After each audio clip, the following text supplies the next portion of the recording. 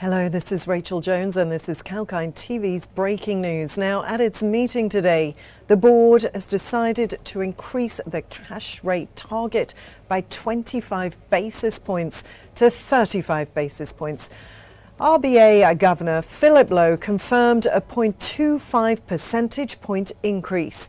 It also increased the interest rate on exchange settlement balances from 0% to 25 basis points. Now, the RBA board judged that now was the right time to begin withdrawing some of the extraordinary monetary support that was put in place to help the Australian economy during the pandemic. The economy has proven to be resilient and inflation has picked up more quickly and to a higher level than was expected. There is also evidence that wages growth is picking up. Now, given this, the very low level of interest rates, it's appropriate to start the process of normalising monetary conditions. The RBA went on to say the resilience of the Australian economy is particularly evident in the labour market, with the unemployment rate declining over recent months to 4% and labour force participation increasing to a record high. Both job vacancies and job ads are also at high levels. The central forecast is for the unemployment rate to decline to around 3.5% by early 2023 and remain around this level thereafter. This would be the lowest rate of unemployment in the country in almost 50 years.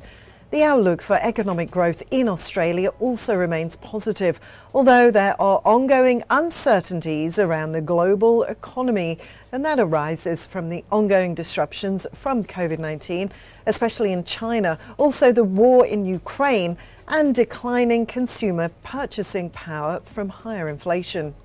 The central forecast is for Australian GDP to grow by 4.25% over 2022 and 2% over 2023. Household and business balance sheets are generally in good shape. An upswing in business investment is underway and there's a large pipeline of construction work to be completed. Inflation has picked up significantly and by more than expected, although it remains lower than in most other advanced economies. Over the year to the March quarter, headline inflation was 5.1%, and in underlying terms, inflation was 3.7%. This rise in inflation largely reflects global factors, but domestic capacity constraints are increasingly playing a role, and inflation pressures have broadened, with firms more prepared to pass through cost increases to consumer prices. Now, a further rise in inflation is expected in the near term, but as supply-side disruptions are resolved, inflation is expected to decline back towards the target range of 2 to 3%. The central forecast for this year is for headline inflation of around 6%, and underlying inflation of around 4.75%.